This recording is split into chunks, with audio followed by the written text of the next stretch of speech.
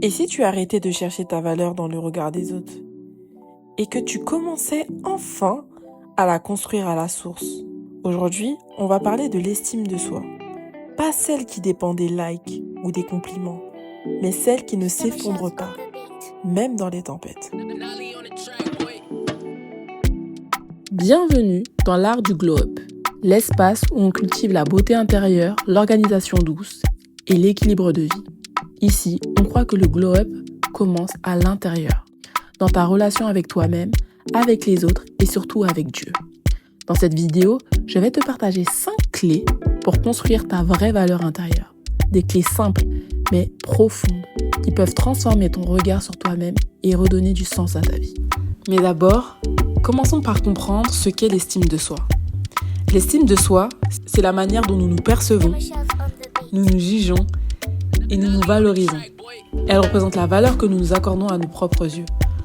Avoir une bonne estime de soi ne signifie pas se croire parfait, mais plutôt reconnaître ses qualités, accepter ses limites et se sentir digne de respect et d'amour.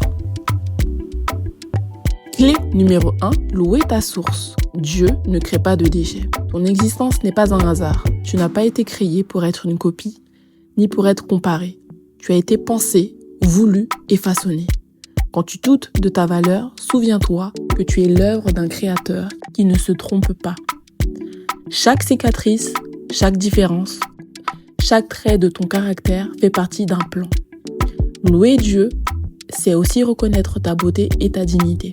Pour construire ta valeur intérieure, c'est de revenir à ta source. Et cette source, c'est Dieu. Ton existence n'est pas un accident. Tu n'es pas une erreur dans le système. Tu n'es pas né pour être une copie ou pour vivre dans la comparaison. Tu as été pensé, voulu, façonné avec soin. Et quand tu doutes de ta valeur, rappelle-toi une seule chose essentielle, Dieu ne crée pas de déchets. Ce que tu vois parfois comme un défaut, une fragilité, une imperfection, fait partie d'un dessein plus grand. Tes cicatrices racontent une histoire, tes différences sont ta force. Mais ton caractère, avec ses zones de lumière et ses zones d'ombre, fait partie du plan. Louer Dieu, c'est reconnaître cette vérité. C'est dire « Merci parce que je suis une œuvre unique. Je n'ai pas besoin de me rabaisser pour plaire ou pour être accepté. » Chaque matin, tu peux choisir de poser un regard différent sur toi, au lieu de commencer ta journée en te jugeant, en te comparant, en te disant que tu n'es pas assez. Tu peux commencer en te rappelant « Je suis créée avec intention. Je suis précieuse aux yeux de mon Créateur et rien ni personne ne peut retirer cette valeur. » Tu vois, le problème, c'est qu'on essaye souvent de mesurer notre valeur avec les mauvaises unités. L'apparence, les performances, les likes, les compliments. Mais la vraie unité de mesure, c'est le regard de celui qui t'a créé. Et son regard sur toi n'a jamais changé. Il dit que tu es digne, belle, précieuse. Alors prends un instant, respire et loue ta source. Parce que plus tu reconnais celui qui t'a créé, plus tu découvres à quel point tu es complète. Clé numéro 2, se réconcilier avec l'enfant en soi. Souvent, notre estime de soi est abîmée par les blessures de l'enfance. Des paroles rabaissantes, des manques, des rejets. Cet enfant intérieur vit encore en toi. Il a besoin d'amour. Prends le temps de l'écouter, de lui parler avec douceur, de lui dire « Je suis là pour toi ». Tu n'es plus seul. Plus tu guéris cette partie de toi, plus tu retrouves une force intérieure. Souvent, notre estime de soi est fragile, non pas à cause de ce que l'on vit aujourd'hui, mais à cause de ce qu'on a vécu hier. Les blessures de l'enfance laissent des traces, des paroles qui nous ont marqués, des regards de rejet, des manques d'amour ou même des humiliations. Cet enfant vit encore en toi et peut-être qu'il crie silencieusement. Chaque fois que tu te sens rejeté, chaque fois que tu te compares, chaque fois que tu te sens pas assez. La guérison commence quand tu prends le temps de l'écouter, de reconnaître sa douleur au lieu de la minimiser. Tu peux fermer les yeux et lui parler avec douceur. Je t'ai entendu, je sais ce que tu as traversé, mais je suis là pour toi maintenant. Tu n'es pas seul. C'est un geste symbolique, mais incroyablement puissant. Parce qu'en apprenant à donner de l'amour à ton enfant intérieur, tu cesses de chercher désespérément que les autres comblent ce manque.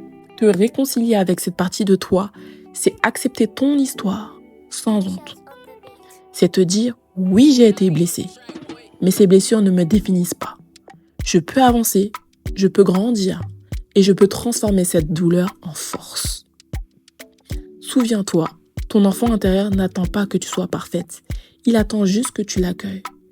Et c'est en l'accueillant que tu retrouveras une estime de soi. Plus solide, plus apaisée, plus vraie.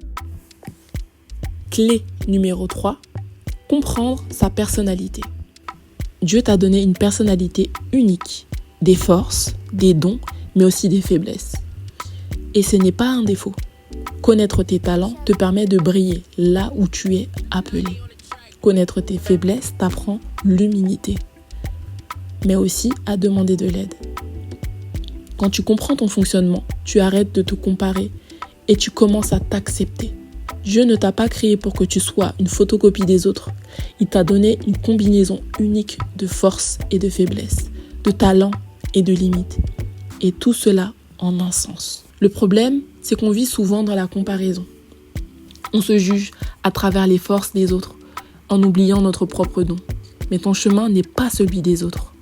Ta manière d'aimer, de travailler, de créer, de réfléchir est unique. Connaître ta personnalité, c'est comme recevoir une carte qui t'aide à naviguer. Quand tu comprends tes forces, tu sais où investir ton énergie pour briller.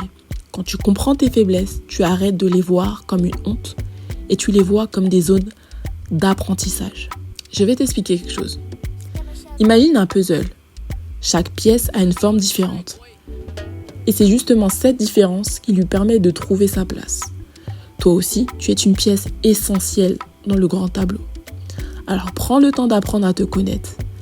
Par la lecture, par l'introspection, par des tests de personnalité si tu veux, mais surtout par l'observation de ta vie.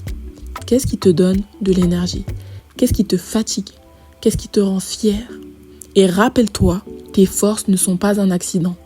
Et tes faiblesses ne sont pas une condamnation. Les deux font partie de ton identité et elles participent à ta valeur. Clé numéro 4, se consacrer du temps.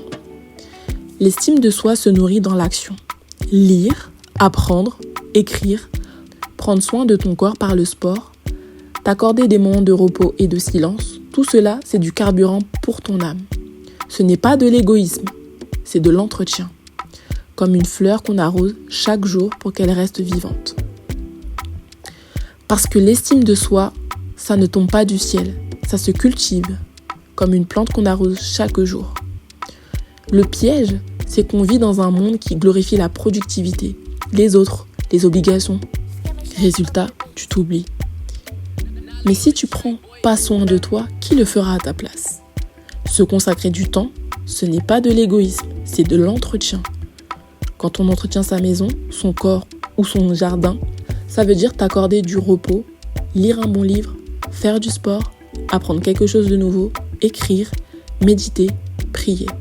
Ce sont des actes simples, mais qui nourrissent ton âme. Quand tu investis en toi, tu envoies aussi un message puissant à ton subconscient. Je vaux la peine qu'on prenne soin de moi. Et petit à petit, cette conviction se renforce. Alors, arrête de toujours te mettre en dernier. Je répète, alors arrête de toujours te mettre en dernier. Réserve-toi des rendez-vous avec toi-même, considère-les comme sacrés parce que plus tu prends soin de toi, plus tu seras capable de rayonner autour de toi. Clé numéro 5, aimer les autres. Il y a une loi spirituelle puissante. Plus tu donnes de la valeur aux autres, plus tu renforces la tienne. Sourire, encourager, écouter, pardonner, ce sont des gestes simples qui changent la vie des autres, mais aussi la tienne. Parce qu'au fond, s'aimer soi-même et aimer les autres, c'est le même mouvement. Paradoxalement, c'est aussi une manière d'affermir ton estime de soi. Quand tu encourages quelqu'un, quand tu écoutes avec sincérité, quand tu pardonnes, quand tu tends la main, tu es en train de donner de la valeur. Et ce que tu donnes revient toujours. Tu n'as pas besoin de grandes actions. Parfois, un simple sourire, un mot d'encouragement, une oreille attentive, ça change une journée. Et ça change aussi ton cœur. Pourquoi? Parce qu'en donnant, tu prends conscience de la valeur que tu portes déjà. Tu réalises que tu as quelque chose à offrir et que ta vie peut être une bénédiction pour les autres. Aimer les autres, ce n'est pas s'oublier ni s'effacer, c'est donner depuis un espace rempli, pas depuis un espace vide. Et plus tu t'aimes, plus tu peux aimer. Plus tu aimes, plus tu réalises à quel point tu es déjà riche intérieurement. C'est un cercle vertueux. Tu t'aimes, tu aimes les autres, et cet amour renforce encore plus ton estime de soi. Alors, si tu ressens que tu veux aller plus loin, t'organiser dans ton quotidien et cultiver ton globe intérieur, j'ai créé un espace doux et structuré pour toi. Un template qui t'aide à poser tes objectifs, tes prières, tes habitudes, tes projets. C'est un peu comme une maison intérieure où tu peux revenir chaque jour pour te recentrer. Souviens-toi, ta valeur n'est pas négociable. Elle est déjà en toi. Elle ne dépend pas de ce que tu fais, ni de ce que les autres pensent, mais de ce que tu es. Une femme précieuse, aimée et capable de briller. Merci d'avoir pris ce temps avec moi aujourd'hui. Si ce message t'a parlé, alors abonne-toi, like, partage-le à une amie qui en a besoin. Prends soin de toi et à très vite pour une prochaine vidéo avec l'art du glow up.